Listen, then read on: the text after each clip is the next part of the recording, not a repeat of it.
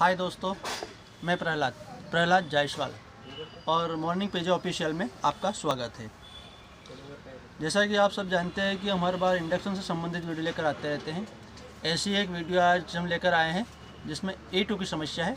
Blue heart company का induction है, इसमें A2 की समस्या आ रही है।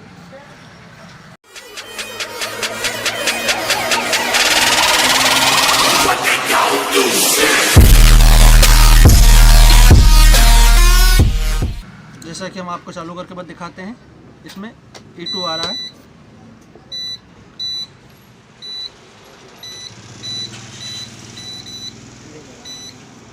ये इसको जैसे ही चालू करते हैं इसमें A2 आ जाता है।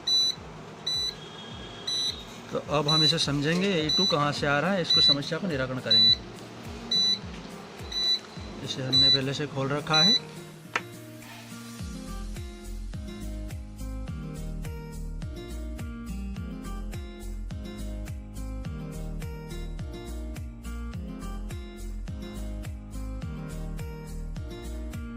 हमने खोल के बॉडी से अलग कर लिया है। कस्टमर का कहना है कि उसने किसी दुकान पे दिखाया है पहले।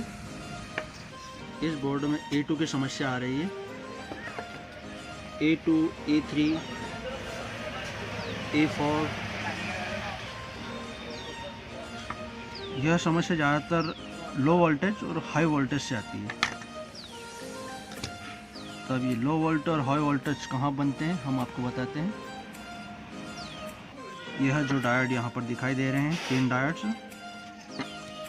यह जो कि AC से जुड़े हुए रहते हैं, यह AC का पॉइंट है, यह मेन AC केबल है। इनके कनेक्शन यहाँ पर रहते हैं। ये डायोड दोनों, इन दोनों डायोड को यहाँ पर जोड़ दिया गया है। इसके आगे एक डायोड लगाकर ये 22 ओम का रेजिस्टेंस लगा हुआ है। इससे पहले जो 2 डायोड यहाँ पर जुड़े हुए हैं, इनमें से एक रेजिस्टेंस ये यहाँ से होके यहाँ पर निकल रहा है। यह रेजिस्टेंस, इसमें से इस लाइन में से आगे 2 लाइन बनाई गई है। एक लाइन के आगे जैसे ये यहाँ से 2 और यहाँ पर आके अलग अलग हो गई है। तो इसमें से एक लो वोल्टेज का पॉइंट है और इसमें एक हाई वोल्टेज का पॉइंट। अगर इन हाई वोल्टेज और लो वोल्टेज में समानता न रहेगी या वोल्टेज कम ज़्यादा आएंगे तो A2 या A3 की समस्या आएगी।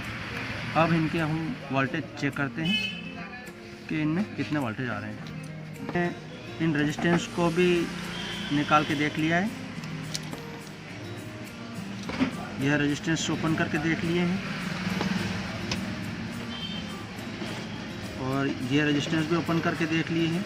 ये सारे रेजिस्टेंस ओपन करके चेक कर लिए हैं, पर A2 की समस्या का समाधान नहीं हुआ है।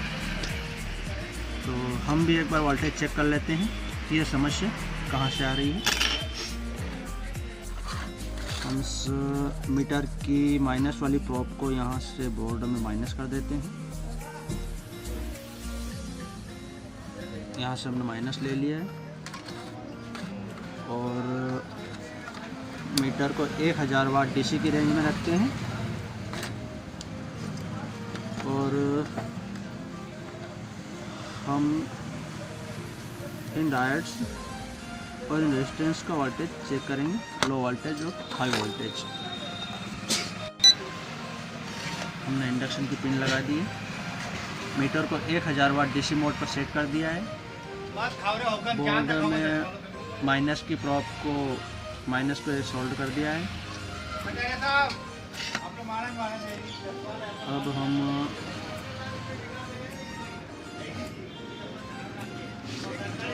20 वोल्ट की मोड पे सेट करते हैं। इस रेजिस्टेंस पे 1 वाट आ रहा है। इस पे 80 से 90 वाट आना चाहिए। और यह हाई वोल्टेज पे लगभग 3.7 मतलब 3.5 वोल्टेज के आसपास आ रहा है। यहाँ कहीं भी 290 या 3 वोल्ट के आसपास आना चाहिए। और यहाँ पर 1 वोल्ट से ऊपर आ रहा है, यहाँ पर 1 वोल्ट से कम आना चाहिए। तो अब हम देखते हैं कि यह वोल्टेज कहाँ से ज़्यादा आ रहे हैं।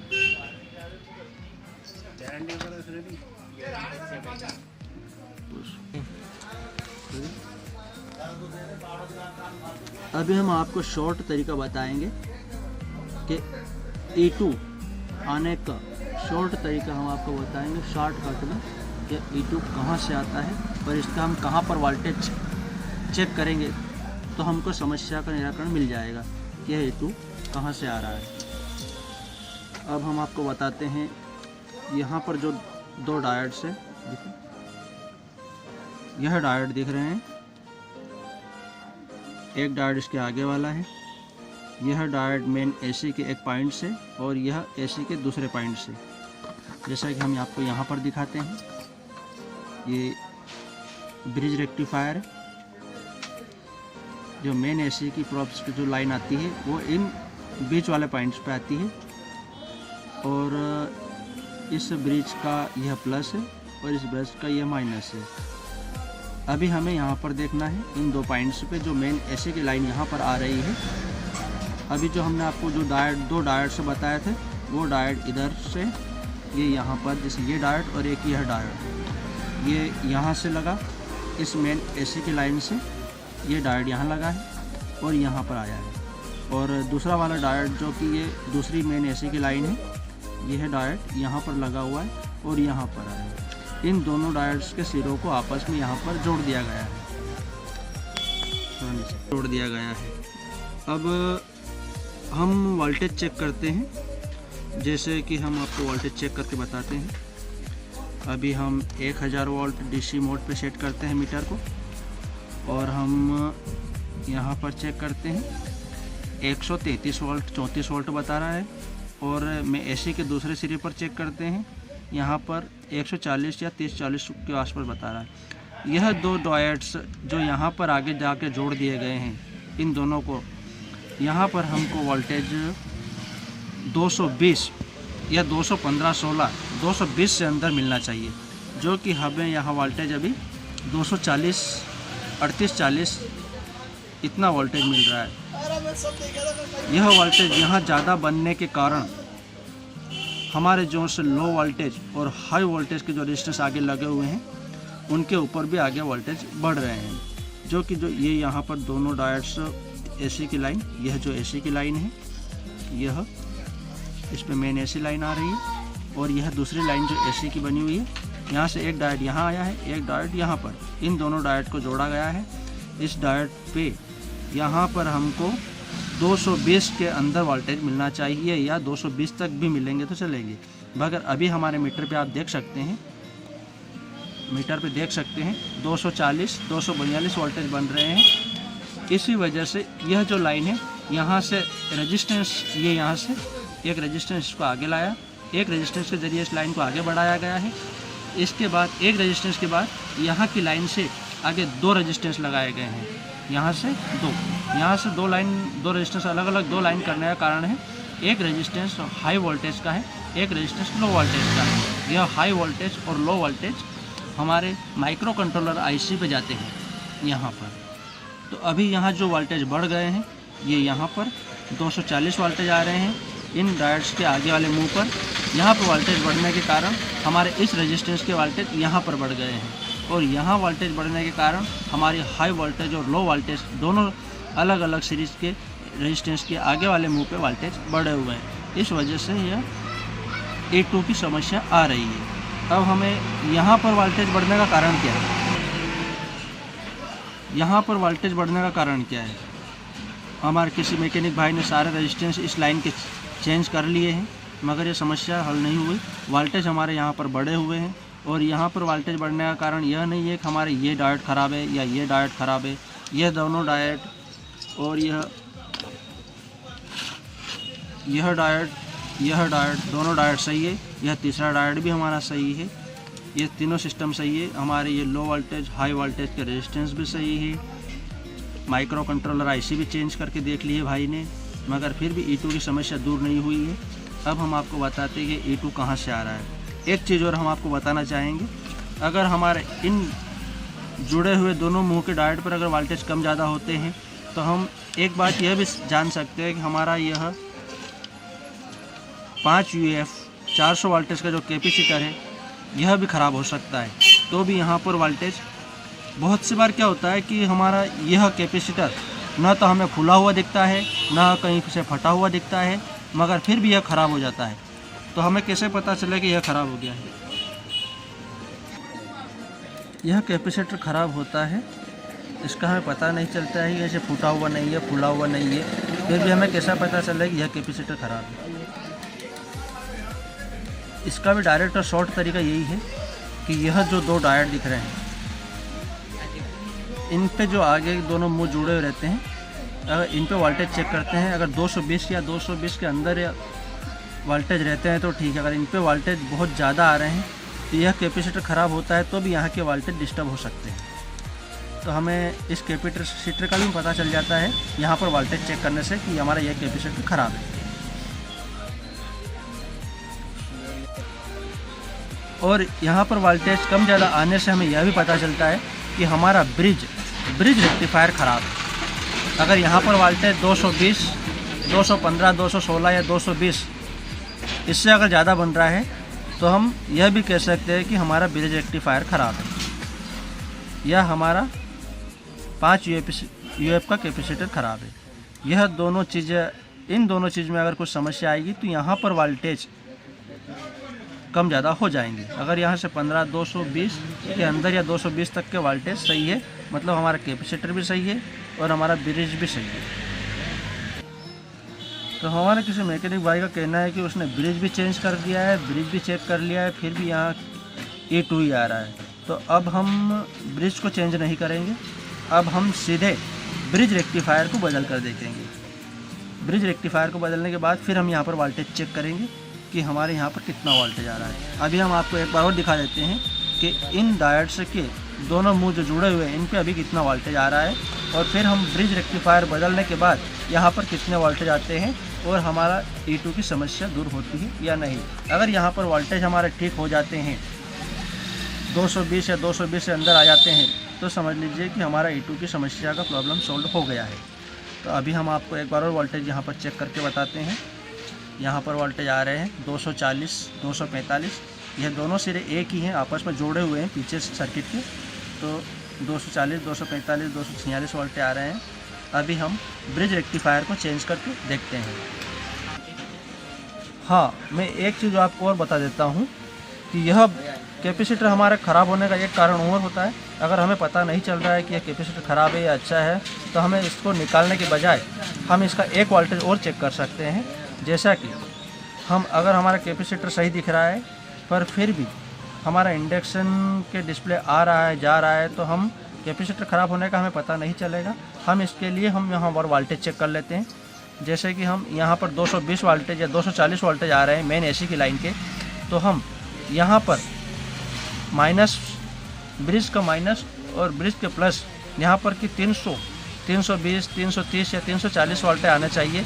यह वोल्टेज हमको यहाँ नहीं मिलेंगे इस कैपेसिटर के ख़राब होने की वजह से। यह वोल्टेज जो कि 220, 240 वोल्टेज जो यहाँ AC के आ रहे हैं, वही वोल्टेज हमको यहाँ पर भी मिलेंगे ब्रिज के माइनस और ब्रिज के प्लस पे। अगर हमें 230 या 240 या 245 वोल्टेज मिल रहे हैं, इसी वोल्टेज से संबंधित यही वोल्टेज यहाँ पर मिल रहे हैं, इसका मतलब हमारा 5 UF का कैपेसिटर ख़राब है। 5 UF का कैपेसिटर चेंज करने के बाद हमारे यहाँ पर 300 से 340 वोल्टेज बन जाएंगे माइनस प्लस पे। तो इस तरीके से हम हमारे कैपेसिटर के ख़राब होने का अंदाज़ा लगा सकते हैं, हमको निकाल कर नहीं देखना पड़ेगा। अभी हम ब्रिज रेक्टिफायर को चेंज करके देखते हैं।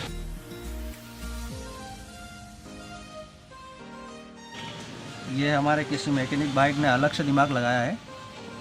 यहाँ पर ये ब्लू हार्ट का बोर्ड है, इसमें छोटा ब्रिज लगता है, छोटा ब्रिज रेक्टिफायर लगता है, जिसका माइनस प्लस इसके विपरीत होता है, इस बड़े ब्रिज रेक्टिफायर के विपरीत होता है। तो किसी मैकेनिक भाई के पास यह छोटा ब्रिज डायोड नहीं होगा तो उसने बड़ा लगा दिया।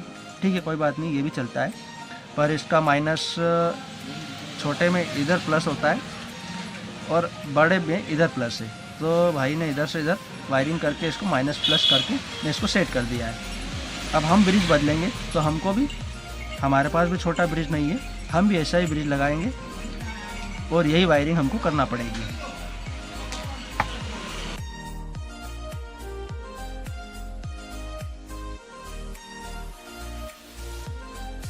हमने भी एक ऐसा ही, ये हमने निकाला हुआ डायोड ब्रिज इसमें से, और हमने भी एक यह ब्रिज जो हमने इसमें से निकाला है इसको साइड कर देते हैं।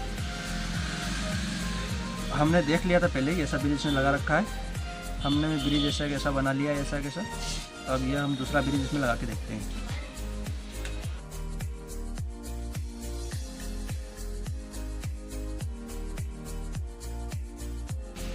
ये हमने ब्रिज के एसी वाले पॉइंट को सोल्डर कर दिया है, ब्रिज के एसी वाले पॉइंट को सोल्डर कर दिया है। इसके माइनस प्लस के वायर को भी सोल्डर कर देते हैं। ये हमारा ब्रिज प्रॉपर कंप्लीट लगा दिया है। अब हम इसको हीट सिंक कसने से पहले वोल्टेज चेक कर लेते हैं। इन डायोड्स के ऊपर वोल्टेज चेक कर लेते हैं, उसके बाद हम इसके ऊपर हीट सिंक कसेंगे और फिर हम इसको चालू करके भी देखेंगे। बोर्ड की पिन को सर्किट में लगा दिया है। अब हम माइनस, ये इधर प्लस का पॉइंट है, इधर माइनस का पॉइंट है, इसको यहाँ माइनस वाले पॉइंट पर रख लेते हैं माइनस को। और हम ये जो दो डायोड्स है, इन डायोड के आगे वाले सिरों पर वोल्टेज चेक करेंगे। देखिए आप मीटर पे देख सकते हैं 220, 221 के लगभग वोल्टेज आ रहे हैं, जो कि पहले यहाँ पर उस ब्रिज लगा हुआ था, जो पहले वाला ब्रिज लगा हुआ था, उस समय यहाँ पर 240-45 वोल्टेज आ रहे थे। मतलब हमारा वो ब्रिज ख़राब था।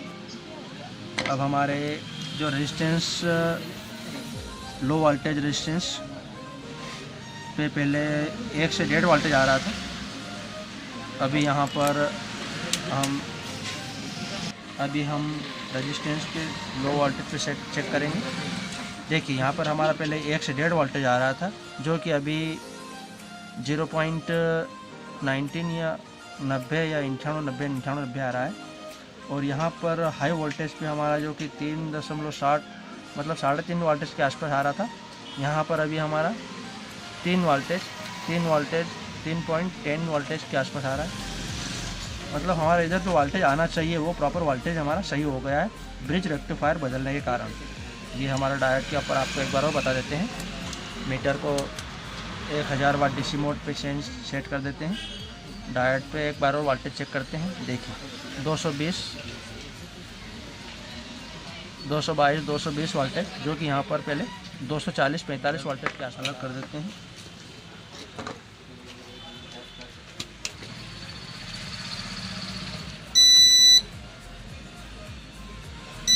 यहाँ से ऑन फंक्शन किया हमने, 200 वाट, ये 0 आने लग गया है। अभी हमारा अब E2 इसमें नहीं आ रहा है और नहीं आएगा, क्योंकि जो ब्रिज रेक्टिफायर की समस्या थी वो हमने ब्रिज रेक्टिफायर को चेंज कर दिया है, जिससे हमारे रेजिस्टेंस और डायोड के वोल्टेज सही हो गए और डिस्प्ले में भी E2 की जगह पर E0 दिखा रहा है। अभी हम इस सिंक को कस देंगे।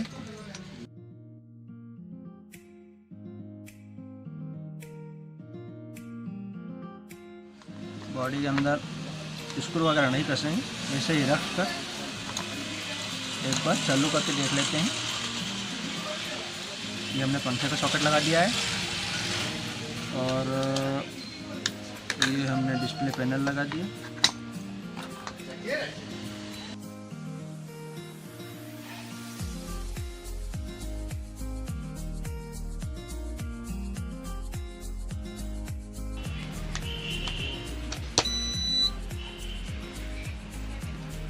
हमने इंडक्शन को चालू कर दिया है।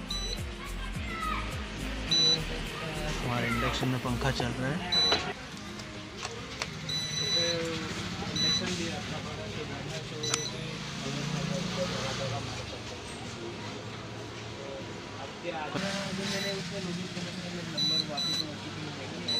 ये हमारा इंडक्शन कंप्लीट हो गया है। इसमें जो E2 की समस्या थी वो सॉल्व हो गई है।